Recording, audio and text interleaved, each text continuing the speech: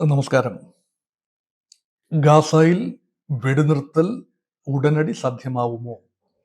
സാധ്യമാവാനുള്ള എല്ലാ സൂചനകളും കാണുന്നു. ഇപ്പോൾ എല്ലാ കണ്ണുകളും ദോഹയിലേക്കാണ്. ഖത്തറിന്റെ തലസ്ഥാനമായ ദോഹയിൽ വലിയ തോതിലുള്ള ചർച്ചകൾ നടക്കുന്നു. അത് പുതുമയല്ല. ഇത് കഴിഞ്ഞ 15 മാസമായി ചർച്ചകളുണ്ട്. ഈജിപ്തിന്റെ മധ്യസ്ഥത, ദോഹ ഉൾപ്പെടുന്ന ഖത്തറിന്റെ മധ്യസ്ഥത, അമേരിക്കയുടെ മധ്യസ്ഥത, ഇതെല്ലാം ഉണ്ട്. ഒരു ഡിപ്ലോമാറ്റിക് ക്യാപിറ്റൽ, മധ്യ പൗരസ്ത്യ പ്രദേശത്തെ ഒരു നയതന്ത്ര ക്യാപിറ്റൽ എന്ന നിലയിൽ ദോഹ വളർന്നു വരികയാണ്. ദോഹയിലെ ഈ ഫൈനൽ റൗണ്ട്, ഈ ട്രംപ് അമേരിക്കയിൽ ചുമതല ഏറ്റെടുക്കുന്നതിന് മുൻപുള്ള അവസാനവട്ട മിനുക്കുപിണി എന്ന നിലയിൽ അമേരിക്കയുടെ കൂടി പ്രത്യേക താല്പര്യപ്രകാരം ഉരുത്തിരിഞ്ഞു വരുന്ന ഒരു ഫോർമുല. നിരന്തരമായി അമേരിക്കയുടെ പ്രസിഡന്റും ഇസ്രായേലിന്റെ പ്രധാനമന്ത്രി ബെഞ്ചമിൻ നെതന്യാഹുവും തമ്മിലും അമേരിക്കയുടെ നിയുക്ത പ്രസിഡന്റ് ഡൊണാൾഡ് ട്രംപും നെതന്യാഹുവും തമ്മിലും ഫോണിൽ സംസാരമുണ്ട്. കഴിഞ്ഞ ദിവസം ഏതാനും മണിക്കൂറുകൾക്ക് മുൻപ് തന്നെ ജോ ബൈഡനും നെതന്യാഹുവും തമ്മിൽ അതിന്റെ ഫൈനൽ റൗണ്ട് ചർച്ചകൾ നടത്തി എന്ന റിപ്പോർട്ടുകളാണ് പുറത്തു വരുന്നത്. ടെലിഫോണിക് കോൺവെർസേഷനാണ്. അത് മാത്രമല്ല, ട്രംപിന്റെ സ്പെഷ്യൽ എൻവോയ്, ബൈഡൻ മാത്രം വിചാരിച്ചിട്ട് കാര്യമില്ല, ഇനി ടേക്ക് ഓവർ ചെയ്യാനുള്ളത് 20-ാം തീയതി മുതൽ ട്രംപാണ്. ട്രംപിന്റെ സ്പെഷ്യൽ എൻവോയ് സ്റ്റീവ് വിറ്റ്കോഫ്, അദ്ദേഹം ഓൾറെഡി ദോഹയിൽ എത്തിക്കഴിഞ്ഞു. അദ്ദേഹം ദോഹയുടെ ഭരണാധികാരികളുമായും അത് മാത്രമല്ല ഇസ്രയേലിന്റെ ഭരണാധികാരികളുമായും മന്ത്രിസഭാ അംഗങ്ങളുമായും ട്രംപ് പറഞ്ഞ ഒരു ഫോർമുല ഡിസ്കസ് ചെയ്തിട്ടുണ്ടാവണം. മാത്രമല്ല, നെതന്യാഹു നിരന്തരമായി തന്റെ മന്ത്രിസഭാ അംഗങ്ങൾ, ഒരു കോയലീഷൻ ആണല്ലോ, ഒരു കൂട്ടുകക്ഷി മുന്നണി സംവിധാനമാണ്. ആ മുന്നണിയിലെ തീവ്ര വികാരക്കാരായ radical right wing extremist Jewish fundamentalist വികാരക്കാരായ ആളുകളുമായി ചർച്ച ചെയ്ത് ഒരു സമവായത്തിൽ എത്തിയെങ്കിൽ മാത്രമേ വെടിനിർത്തൽ കൊണ്ടുവരാനാവൂ. കാരണം ഇസ്രായേലിന്റെ വെടിനിർത്തൽ എന്ന് പറയുന്നത് അത് വളരെയധികം ആലോചനയ്ക്ക് ശേഷമാണ് വടക്ക് ലെബനനിൽ ഹിസ്ബുള്ളായ്ക്ക് നേരെയുള്ള വെടിനിർത്തൽ ഉണ്ടായത്. ഇപ്പോഴിതാ ഇറാൻ വിഷയം ഇപ്പോൾ അങ്ങനെ നിൽക്കുന്നു എങ്കിൽ പോലും ഒരു സ്ഫോടനാത്മകമായ അന്തരീക്ഷം അവസാനിച്ചു എന്നാണ് കരുതുന്നത്. സിറിയയിൽ ഭരണമാറ്റം ഉണ്ടായി. അത് ഇസ്രായേലിന് കൂടി സ്വീകാര്യമാകുന്ന രീതിയിലുള്ള ഭരണമാറ്റമാണ് ഉണ്ടായത്. ഇൻഡയറക്ട്ലി ആ സാഹചര്യം ഒരുക്കിയതിൽ ഇസ്രായേലി അഡ്മിനിസ്ട്രേഷന് പങ്കുണ്ട്, മൊസാദിന് പങ്കുണ്ട്, ഷിൻബെറ്റിന് പങ്കുണ്ട്, ഒക്കെ ഉണ്ട്. ഇനിയിപ്പം ബാക്കിയായിരിക്കുന്നത് ഗസ മാത്രമാണ്. അങ്ങനെയെങ്കിൽ ഗസയുടെ കാര്യത്തിൽ പൂർണ്ണമായ ഒരു കൺസെൻസസ് സമവായം ഉണ്ടാകണം.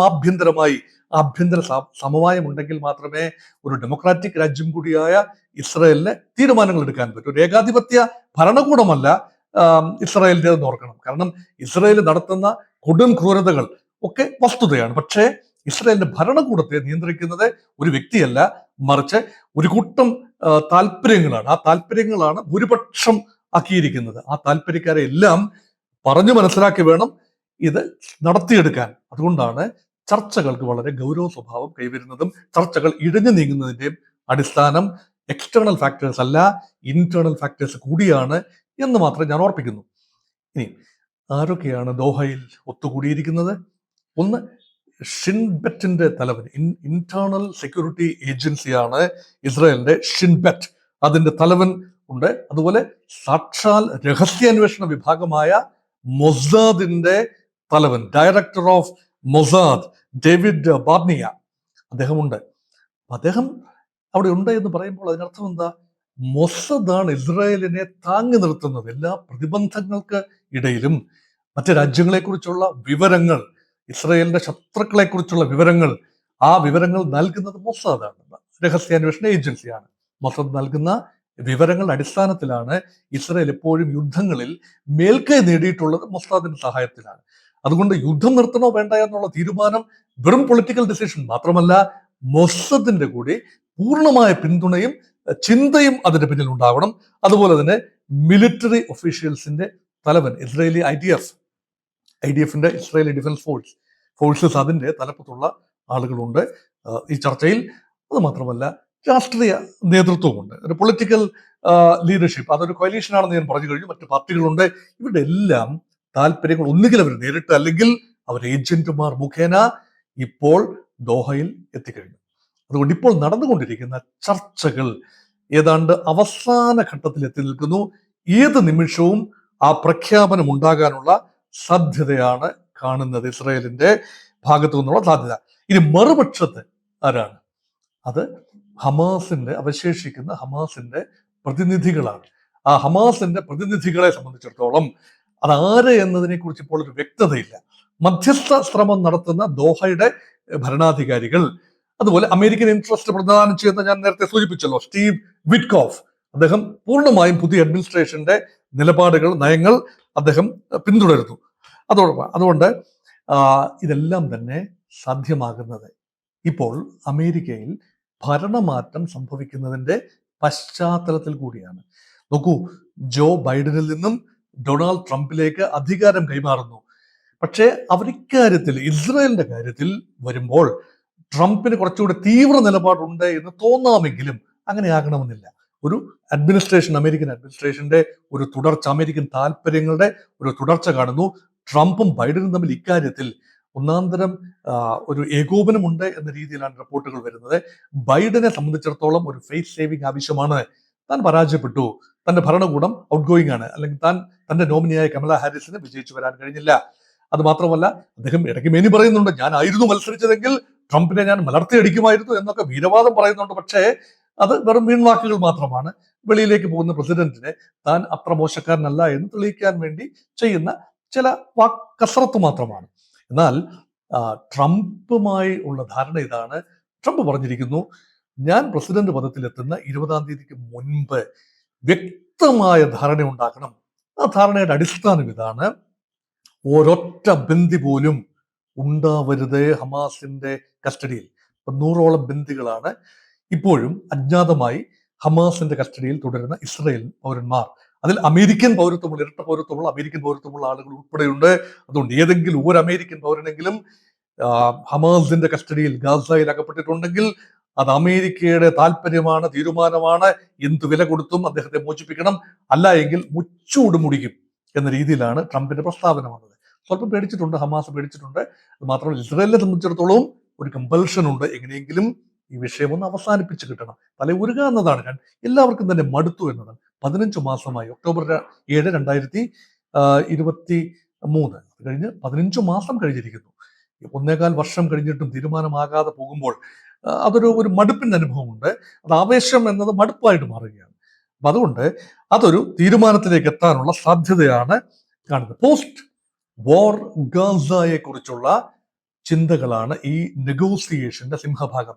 ബന്ദികളെ കൈമാറുന്നത് ഒറ്റ ഫേസിലാണോ? ഇപ്പൊ 34 ബന്ദികളെ ഉടനടി കൈമാറാൻ ഹമാസ് തയ്യാറാണ് എന്ന് അനൗപചാരികമായി ഹമാസിന്റെ സ്പോക്സ് പേഴ്സൺ അറിയിച്ചു കഴിഞ്ഞു. 14 ബന്ദികൾ മാത്രമല്ല, 100ഓളം ബന്ദികളുണ്ട്. എത്ര പേര് ജീവിച്ചിരിപ്പുണ്ടോ എന്നത് ചിന്തനീയമായ കാര്യമാണ്. ഒരുപക്ഷെ 50-ലധികം ബന്ദികൾ ജീവിച്ചിരിക്കാനുള്ള സാധ്യത കുറവാണ്. കനത്ത ഇസ്രായേലി ബോംബിങ്ങിൽ തന്നെ കുറെ ബന്ദികളെങ്കിലും മരിച്ചു പോയിട്ടുണ്ടാവണം. അതുകൊണ്ട് അവസാന ബന്ദിയും കൈമാറണം. അതിന് പകരമായി ഇസ്രായേലിന്റെ ജയിലുകളിലുള്ള പലസ്തീൻ തടവുകാർ, ഗസയിൽ നിന്നുള്ള തടവുകാരുടെ മോചനവും സമാന്തരമായി സാധിക്കണം. അതിപ്പോൾ ഇസ്രായേൽ പറയുന്നത് ഒരു ഫേസ്ഡ് ബാനറിലാണ്. ഒറ്റയടിക്ക് എല്ലാ ബന്ദികളെയും കൂടി കൈമാറാൻ ഒരുപക്ഷെ ഹമാസ് തയ്യാറാവില്ല.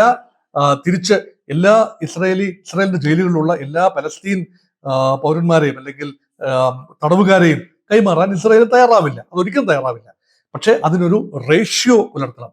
ആദ്യം സ്ത്രീകളും കുട്ടികളുമാണ് കൈമാറ്റം ചെയ്യപ്പെടാൻ പോകുന്നത്.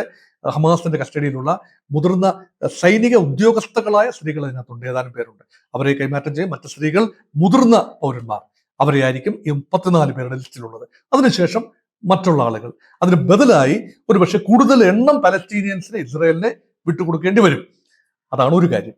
2, സേനാ പിന്മാറ്റം. ഒറ്റയടിക്ക് ഗാസയുടെ മണ്ണിൽ നിന്നും ഇസ്രായേലി സൈന്യം IDF പൂർണ്ണമായി പിൻവാങ്ങില്ല. അതൊരു ചർച്ചയിലും പറയുന്നില്ല. പക്ഷേ ഭാഗികമായ പിന്മാറ്റം ഉണ്ടാകും. അവിടെയും ഫേസ്ഡ് വിഡ്രോവലാണ്. പക്ഷെ വിഡ്രോവലിന് മുൻപ് തന്നെ കോറിഡോറുകൾ സ്ഥാപിച്ചു. ഓൾറെഡി തന്നെ ഗസയുടെ കുറുകെ പല ഹൈവേകളും ഇസ്രായേൽ പണിതു കഴിഞ്ഞു.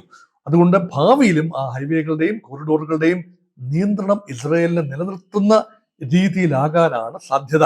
അങ്ങനെയെങ്കിൽ ഗസയിൽ പുതിയതായി വരുന്ന ഭരണകൂടം, വെസ്റ്റ് ബാങ്ക് ഗാസ ചേർന്നതോ അല്ല എങ്കിൽ ഗസയിൽ മാത്രമായോ ഉള്ള ഭരണകൂടത്തിന് ആ പ്രദേശങ്ങളിൽ മേൽ പൂർണ്ണമായും നിയന്ത്രണമില്ലാതെ വരും. സമാന്തരമായി ഭീകരപ്രവർത്തനം നടത്താനുള്ള അന്തരീക്ഷം ഇല്ലാതെ വരുന്ന രീതിയിലാണ് കരാർ ഉണ്ടാക്കുന്നത്. കാരണം അത് വാദിക്കാനുള്ള ശേഷി ഇപ്പോൾ ഇസ്രായേലിനോട് പിടിച്ചു വാങ്ങാനുള്ള ഒരു ശേഷി ഇപ്പോൾ ഹമാസിനെ ഒരുപക്ഷെ കാണില്ല. കാരണം ഹമാസ് ദുർബലമായി, പൂർണ്ണമായും ഔട്ടായിട്ടുമില്ല. അതാണ് അവസ്ഥ. അതുകൊണ്ട് അങ്ങനെ ഒരു വാദഗതിയാണുള്ളത്. അത് മാത്രമല്ല, ഇപ്പോൾ അവസാന റൗണ്ടിലും അതിഭീകരമായ ഇപ്പോഴത്തെ അവസ്ഥയാണ്, അതിഭീകരമായ ഏറിയൽ ബൊംബാർഡ്മെന്റ് ആണ് അവിടെ ഗാസയുടെ മണ്ണിൽ നടക്കുന്നത്. കഴിഞ്ഞ ആഴ്ച തന്നെ, കഴിഞ്ഞ ഒരു 5 ദിവസത്തിനുള്ളിൽ തന്നെ 70 ശിശുക്കൾ ഗാസയുടെ മണ്ണിൽ മരിച്ചു. 100-ലധികം പൗരന്മാരും അതിന് പുറമെ മരിച്ചു. ഇപ്പോഴത്തെ കണക്കനുസരിച്ച് 45,856 പേരാണ് latest tally of casualties in Gaza alone. അതിന് പുറമെയാണ് 1,10,10,000-ഓളം പേരെ അംഗഭംഗം വരികയും വലിയ തോതിൽ മുറിവേൽക്കുകയും ഒക്കെ ചെയ്ത ആളുകളാണ്. അത് മാത്രമല്ല, ഗാസയുടെ ജനസംഖ്യ 23 ലക്ഷമാണ്. ആ 23 ലക്ഷത്തിൽ ഒരു 3/4 ഭാഗവും കംപ്ലീറ്റ്ലി വീടും കൂടും നഷ്ടപ്പെട്ട ഡിസ്പ്ലേസ്ഡ് അവസ്ഥയിലാണ്. അപ്പൊ ഗാസയുടെ പുനരുദ്ധാനത്തിന്, റീകൺസ്ട്രക്ഷന് പാക്കേജ് ഉണ്ടാകണം. അതിന് ഇസ്രയേലിന്റെ ഭാഗത്തു നിന്ന് ക്രിയാത്മകമായ നിർദ്ദേശങ്ങൾ ഉണ്ടാകണം, പണം ചെലവിടണം, അന്താരാഷ്ട്ര കമ്മ്യൂണിറ്റിയുടെ സഹായം സ്വീകരിക്കേണ്ടി വരും. ഇതെല്ലാം ധാരണയാകണം. അതുകൊണ്ട് ഇസ്രയേലും ഗാസയും തമ്മിൽ, അല്ലെങ്കിൽ ഇസ്രയേലിന്റെ പ്രതിനിധികളും ഹമാസിന്റെ പ്രതിനിധികളും തമ്മിൽ ഞങ്ങളെല്ലാം സെറ്റപ്പാക്കി എന്ന് പറഞ്ഞതുകൊണ്ട് മാത്രം ഗാസയുടെ ജനങ്ങളുടെ കണ്ണീര് മാറുന്നില്ല. അതുകൊണ്ട് ആത്യന്തികമായി ഒരുപാട് അർത്ഥതലങ്ങളുള്ള, ഒരുപാട് ഡയമെൻഷൻസ് ഉള്ള ഒരു കോംപ്രിഹെൻസീവ് സമാധാന പാക്കേജാണ് ഇപ്പോൾ ഉരുത്തിരിയുന്നത്. 20-ാം തീയതിക്ക് മുമ്പ്, ജനുവരി മാസം 20-ാം തീയതിക്ക് മുമ്പ് അത് അനൗൺസ് ചെയ്യുമെന്ന് തന്നെയാണ് പ്രതീക്ഷ.